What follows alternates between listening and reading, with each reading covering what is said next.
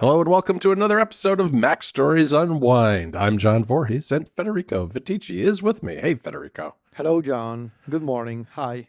Good morning. It's bright and early. Got a little bit of a rainy fall day happening over here in North Carolina. I don't know how it is there in Rome. It was sunny. It's always been like this lately, like sunny Yeah. in the morning, and then it gets kind of cloudy and rainy in the afternoon. Oh, that's too bad. But well, look, at least you're starting your days with some sunshine. Yes. Beyond the weather, Federico, now that we're past the report, I think we have things that we need to talk about today. I mean, one of the things that's been on my mind lately that I thought might be a fun topic to talk about is the difference between tech history and tech nostalgia. And Okay. the reason this pops into my head is because, you often hear what I consider kind of the lazy argument of this would never have happened if Steve Jobs were alive type thing, right? Yeah. So there's that, and that to me is tech nostalgia. That's the look back and say, oh, everything was better, a decade ago when things weren't so complicated. And, people forget the things that were difficult about a decade ago. Whereas I also, at the same time, while I'm not like a fan of tech nostalgia in that way, and I think you and I are kind of similar in the sense that we're not much for looking back. We're much more, we have our eyes on the horizon more than anything else. And so tech nostalgia, I really don't have any particular use for personally. Yeah, I am like the opposite of that. I think I'm like I'm more of a futurist at heart, in the sense that if anything, like I'm never fully satisfied because I always know that there's something better on the horizon, which is not maybe a healthy way to live, because live in the moment and all of that. Yeah, it has its drawbacks too, but it's just, it is what it is. It's the way you are. It's the way I kind of am too. But I've always been like that. So but it depends. It depends because I am capable, I think, of fond memories of computers and old gadgets. The whole reason why I love emulating old hardware, especially when it comes to video games, and maybe video games are a different medium because like video games, you have these pieces of art that sometimes become impossible to consume today. And so the only way is to rely on the nostalgia, right? In that case, I think the nostalgia is functional to something that you want to play, to something that you want to enjoy again. I think that's a really good point. Yeah, it's a little different too, I think, in the sense that it's a nostalgia for the game itself, maybe more than the hardware, because one of the things that we're always trying to do too is find the latest handhelds that can make the experience of playing those older games better today than they were a decade ago. Right. And before, I guess I should offer some context here. I have seen both sides of the fence. I am the kind of guy who commissioned a portable GameCube based on original hardware. That is called the Ashida Wii. We have an episode of NPC all about it from last year that we can link in the show notes. And I can tell you, I still have that. It's an incredibly rare piece of engineering, and I still prefer emulating GameCube games on my AM Thor running Android because you get those quality of life improvements. So I think you're right. The nostalgia is about the games. I don't particularly have nostalgia for old platforms that let me play the games like they used to be 25 years ago because I know that those games can be better today, right? And so that's why I appreciate emulation. But I think this is a really interesting topic because we see this. So if we set aside video games, talk about computers. I sometimes see people saying like, "Oh, man, I wish I could still work on my PowerBook G4 and an my old 12-inch version." MacBook. Who wants that? Like the displays were terrible. The Wi-Fi, if it existed, it was slow. The browser was horrible. Like who has, like, the nostalgia for these things that can be so much better today? It's like, imagine if I told you, John, instead of my SUV, I wish that I could still go about, for my errands with my horse carriage. That would be, no, it wouldn't be better. Right. So yeah, some people are really into that. And I get it. I get it from a collector's standpoint. Yeah, that's a little different, I think, because that's kind of like technology as a piece of art or as a historical artifact, that kind of thing. It's to me, it's funny because on the other hand, separate and apart from the nostalgia part of it, I do find history of technology fascinating. And for me, I guess Oh yeah. that's a functional thing because like you and I have been doing this for a long time and we have just this long history of knowledge of the app industry and of computer hardware and a bunch of other things. And that helps inform our opinions today and helps Yeah. us see where things are going in the future, which is to me, I guess there's two aspects to it. One is that I just find it informative and to have that context, to have that historical context, to see where we've been and where we're going. But I also, just kind of a research nerd, I like finding old things on the internet. It's very, it's not as easy as it should be, but I do enjoy coming up with finding some great old links to some interesting articles that have been done. And that's one reason I really like these AI research tools that are starting to pop up, because there's some really interesting things that can be done there to mine the older parts of the internet.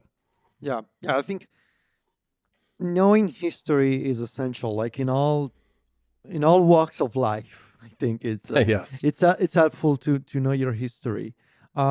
Pretending that you would like to live in ancient history, like I don't get. I don't get. I think even if our modern times can be terrible for so many different things, um, we live in a better society where more diseases are treatable, where there's, and we're not perfect, but sometimes I talk to my mom or to some relatives, and I realize just how lucky we are these days to have Sure. just so many more rights than they used to have, for example.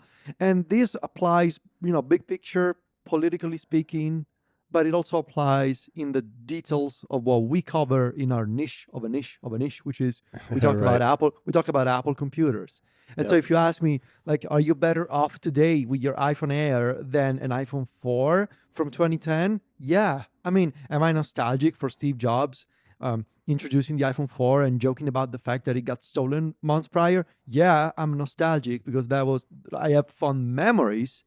Would I prefer to be today with an iPhone 4? No.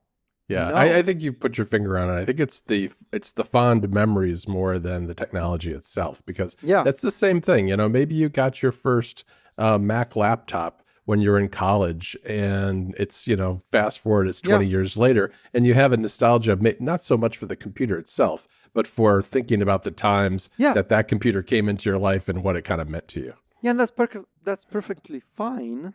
I mean, nostalgia I think is a useful thing to exercise every once in a while, but don't live in your memories. That's what I'm trying to say, because Yeah. otherwise you'll never fully appreciate what you have now. Wow, this is a That's profound, Federico. I like it. that's Well, that's it's quite the deep. holidays are coming up. We're reflecting on life, and this is, it's a good first step to talk about Yeah, it's a nostalgia. deep topic I for know. unwind.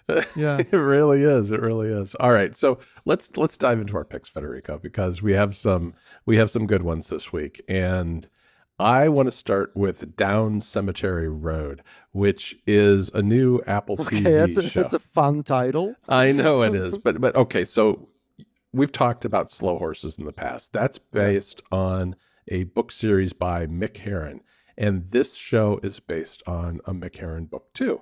So there's some similarities there. It's whereas Slow Horse is about kind of a ragtag group of failed MI5 operatives in London and various conspiracies and other things international intrigue, things going on in London and Europe.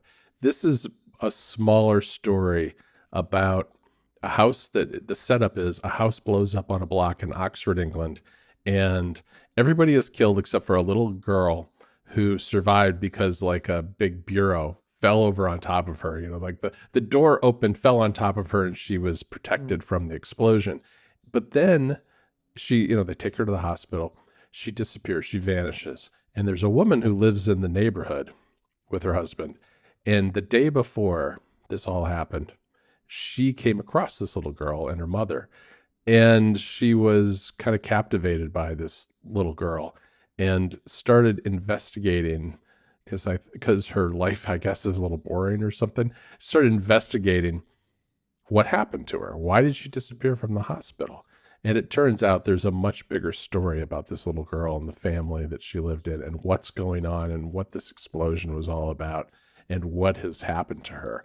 And so it stars Emma Thompson, who's like a private investigator, and also Ruth Wilson, who is the woman searching for the girl, and involves